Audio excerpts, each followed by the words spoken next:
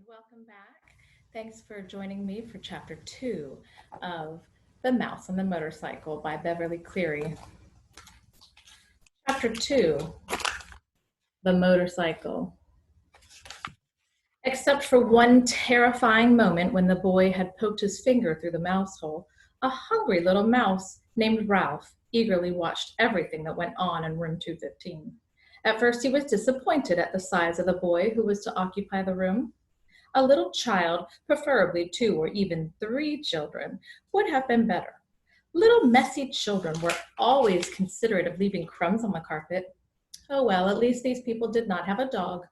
If there was one thing Ralph disliked, it was a snoopy dog. Next, Ralph felt hopeful. Medium-sized boys could almost always be counted on to leave a sticky candy bar wrapper on the floor or a bag of peanuts on the bedside table where Ralph could reach them by climbing up the telephone cord. With a boy this size, the food, though not apt to be plentiful, was almost sure to be of good quality. The third emotion felt by Ralph was joy when the boy laid the apple core by the telephone. This was followed by despair when the mother dropped the core into the metal wastebasket. Ralph knew that anything at the bottom of a metal wastebasket was lost to a mouse forever. A mouse lives not by crumbs alone, and so Ralph experienced still another emotion. This time, food was not the cause of it. Ralph was eager, excited, curious, and impatient all at once. The emotion was so strong it made him forget his empty stomach. It was caused by those little cars, especially that motorcycle and the brrr sound the boy made. That sound seemed to satisfy something within Ralph, as if he had been waiting all his life to hear it. Brrr went the boy. To the mouse, the sound spoke of highways and speed, of distance and danger, and whiskers blown back by the wind. The instant the family left the room to go to dinner, Ralph scurried out of the mouse hole and across the threadbare carpet to the telephone cord, which came out of a hole in the floor beside the bedside table. Here goes Ralph running across the carpet to go and see that motorcycle. Ralph, scolded his mother from the mouse hole. You stay away from that telephone cord. Ralph's mother was a great worrier. She worried because their hotel was old and run down and because so many rooms were often empty with no careless guests to leave crumbs behind for mice. She worried about the rumor that their hotel was to be torn down when the new highway came through. She worried about her children finding aspirin tablets. Ralph's father had tried to carry an aspirin tablet in his cheek pouch. The aspirin had dissolved with unexpected suddenness, and Ralph's father had been poisoned. Since then, no member of the family would think of touching an aspirin tablet, but this did not prevent Ralph's mother from worrying. Most of all, Ralph's mother worried about Ralph. She worried because he was a reckless mouse who stayed out late in the daytime when he should have been home safe in bed. She worried when Ralph climbed the curtain to sit on the windowsill to watch the chipmunk in the pine tree outside and the cars in the parking lot below. She worried because Ralph wanted to go exploring down the hall instead of traveling under the floorboards like a sensible mouse. Heaven only knew what dangers he might meet in the hall. Maids, bellboys, perhaps even cats. Or what was worse, vacuum cleaners. Ralph's mother had a horror of vacuum cleaners. Ralph, who was used to his mother's worries, got a good running start and was already halfway up the telephone cord. Remember your Uncle Victor, his mother called after him. Ralph seemed not to hear. He climbed the cord up to the telephone, jumped down, and ran around to the row of cars. There it was, on the end, the motorcycle. Ralph stared at it and then walked over and kicked a tire. Close up, the motorcycle looked even better than he expected. It was new and shiny and had a good set of tires. Ralph walked all the way around it, examining the pair of chromium mufflers and the engine and the hand clutch. It even had a little license plate so it would be legal to ride it. Boy, said Ralph to himself, his whiskers quivering with excitement. Boy, oh boy!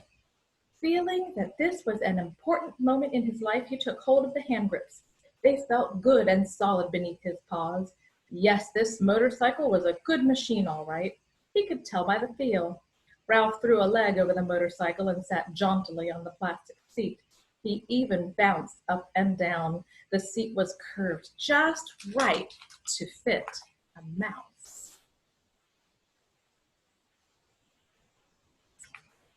But how to start the motorcycle, Ralph did not know, and even if he did know how to start it, he could not do much writing up here on the bedside table. He considered pushing the motorcycle off onto the floor, but he did not want to risk damaging such a valuable machine. Ralph bounced up and down on the seat a couple more times and looked around for some way to start the motorcycle. He pulled at a lever or two, but nothing happened. Then a terrible thought spoiled his pleasure. This was only a toy. It would not run at all. Ralph, who had watched many children in room 215, had picked up a lot of information about toys.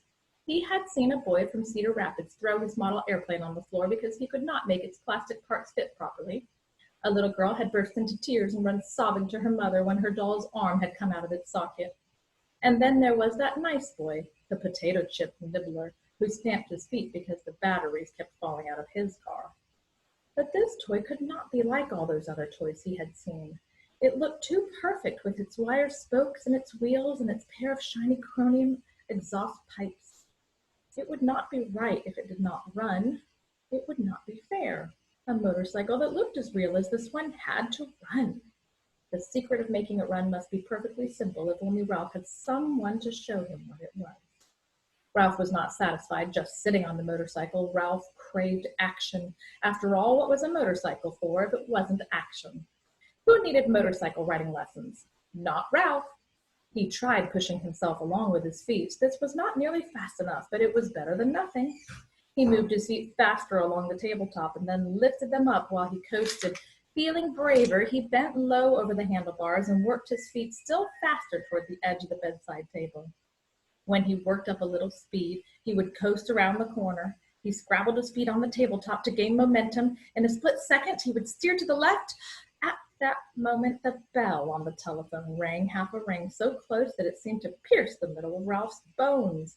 It rang, just that half ring, as if the girl at the switchboard realized she had rung the wrong room and had jerked out the cord before the ring was finished. That half a ring was enough. It shattered Ralph's nerves and terrified him so that he forgot all about steering.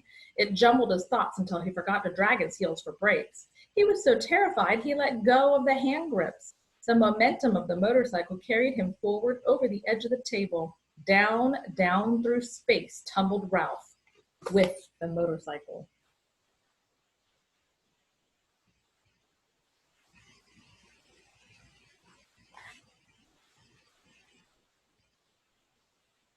He tried to straighten out, to turn the fall into a leap, but the motorcycle got in his way. He grabbed in vain at the air with both paws. There was nothing to clutch, nothing to save him, only the empty air. For a fleeting instant, he thought of his poor Uncle Victor.